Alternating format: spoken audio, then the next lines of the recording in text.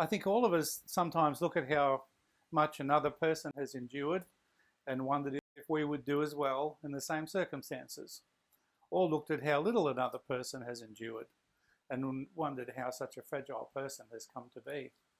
We call this capacity resilience, and we tend to think of it as an inbuilt strength or lack of it in a person, and to an extent that's true. But I'm going to argue that there's much more to it, and that vulnerable people can learn to be a lot less fragile. Resilience comes from the Latin resilio, meaning to rebound or leap back. It's a general concept related to positive adaptation to adversity.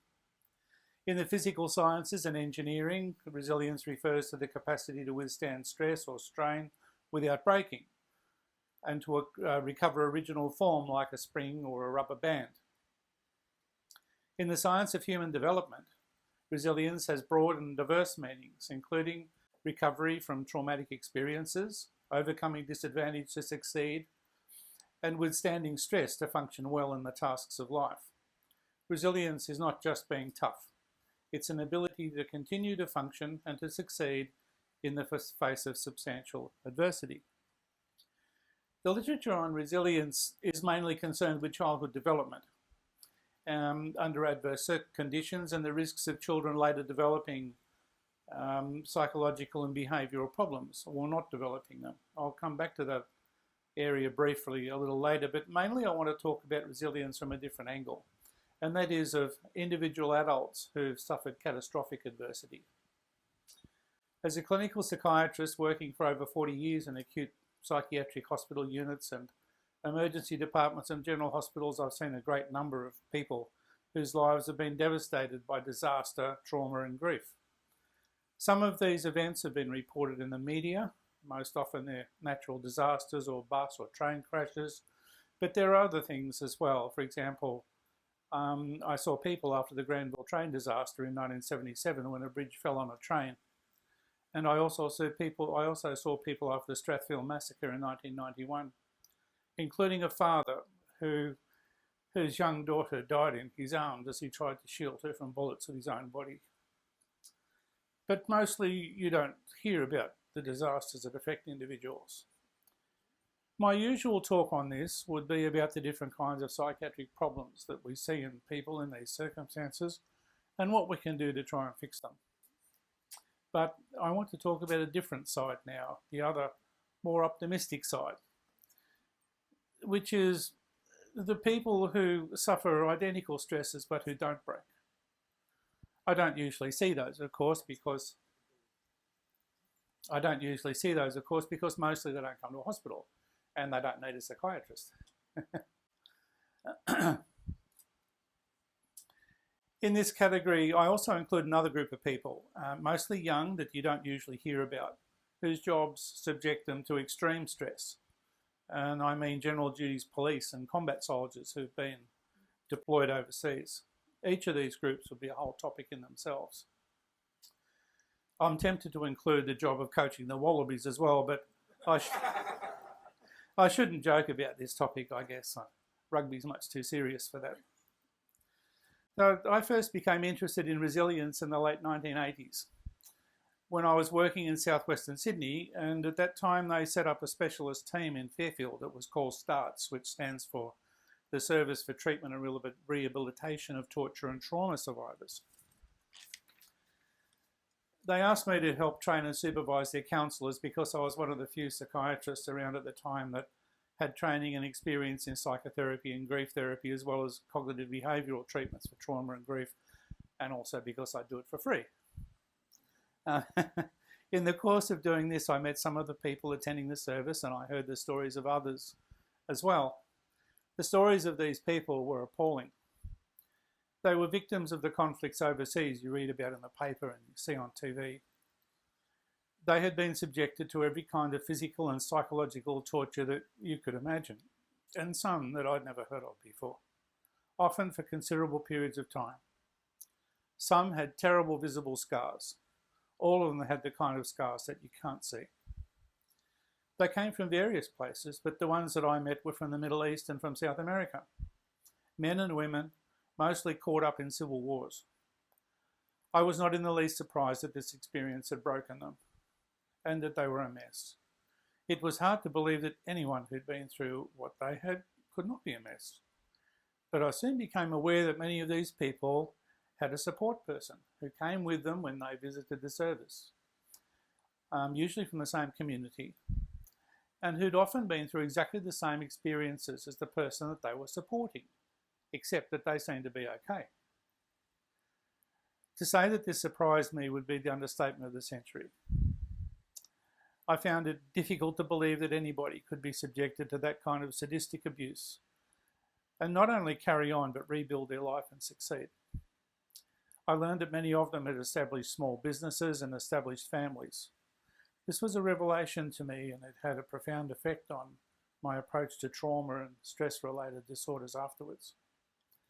Also, this caused me to reevaluate cases that I'd seen before I became a psychiatrist, which I saw at the time as awful tragedies.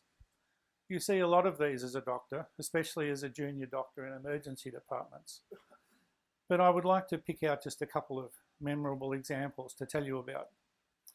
The first was a young man, 20-something, wheeled into the emergency department at Manly Hospital, where I was the anaesthetics registrar at the time, who had a very big hole in the front of his abdomen and a small hole in his back. He'd been mucking around with a spearfishing spear, which had a power head that fired a .303 bullet on impact, which is used to kill sharks.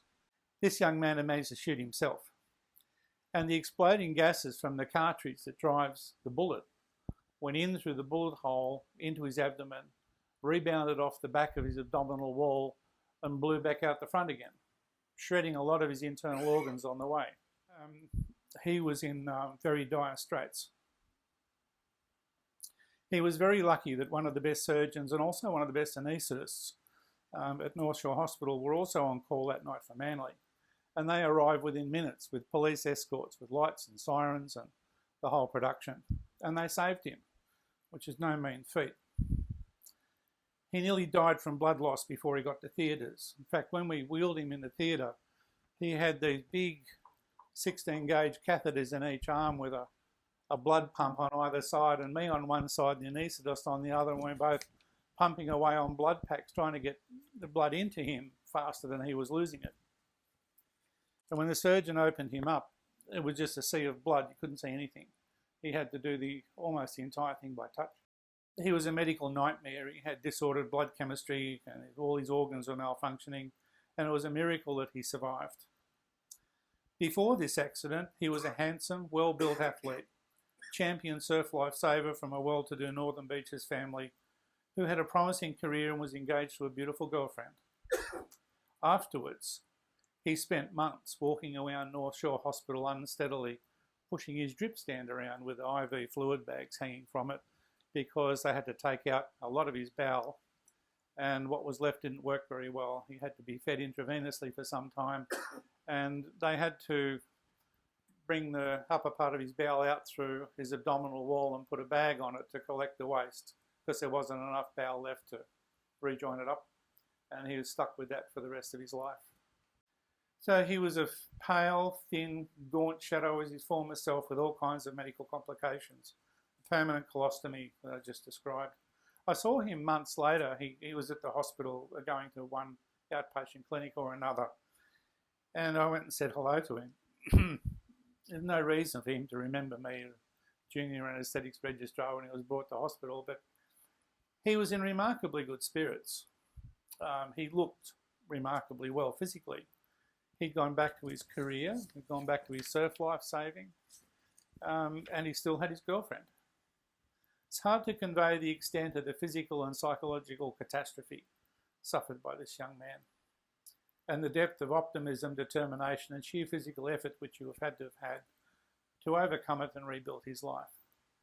Physically, you can't really be in a bigger mess than this guy was, just in his prime. But he coped, he adapted, and he succeeded. The second example I'd like to tell you about was a man at the other end of adulthood, about 75 years old, a cattle farmer from the north coast of New South Wales, who ran a property with his 3 sons and their families. It sounded a bit like the Ponderosa they're set up there. He was a big, powerfully built man, even at 75, with what we call a bull neck, which is not a good look medically, because males with this build are prone to heart disease, and they're also very difficult to intubate. You put a tube down into the lungs to ventilate the lungs if they stop breathing.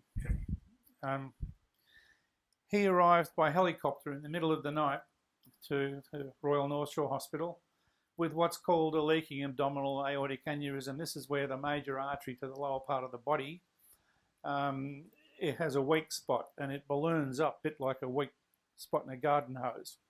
And if it's already leaking blood, it means it's going to burst any tick of the clock. And that's almost invariably fatal. So he was a medical emergency, and he was taken from the helicopter into what they called E3, which is a sort of an intensive care unit within the emergency department, where they tried to stabilise him to have surgery. He had 3 cardiac arrests in the first hour after he arrived. That's after the one he had in the helicopter on the way to the hospital. After the operation, well, he had another one during surgery in the operating theatre and another one afterwards when he went back to E3. To survive any cardiac arrest when the heart stops beating is considered lucky. To survive 2 within a short time is extremely lucky. To survive 3 is very rare. This man had 6 cardiac arrests within a few hours while he had a life-threatening condition and undergoing major surgery. So now I'm the first to concede that the doctors in E3 were very skilled, but nevertheless, this is truly extraordinary. He made an outrageously quick recovery for this kind of major surgery, pushing himself to become mobile and active, being the star performer for the physiotherapists, and he went back to his farm. When he left the hospital, the surgeon told him very sternly to take it easy, that he'd had 6 major heart attacks that he was recovering from, as well as major surgery. And we heard from his family in about a week after that that he was back with the cattle and hoisting hay bales on and off a truck. So I happened to see him. He came for a follow-up appointment with the surgeon a few months down the track after that, and he was hale and hearty and reckoned he'd never felt better. This man was the epitome of optimistic resilience. Most people in his position at his age would not have survived. And if they did, most likely they would have been invalids. I used to think how awful his story was because of the succession of calamities, bang, bang, bang, bang, one after another with this guy. But now I think it's amazing. Again, it's a story of resilience, of triumph against impossible odds. And note his mental outlook, his drive to recover, and his determination to succeed.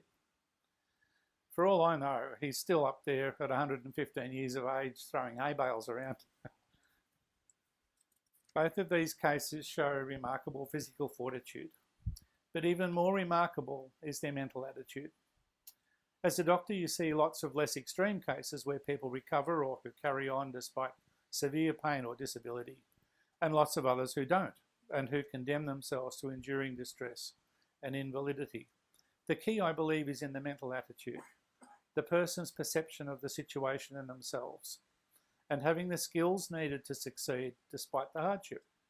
And it's those skills that I would like to talk about now.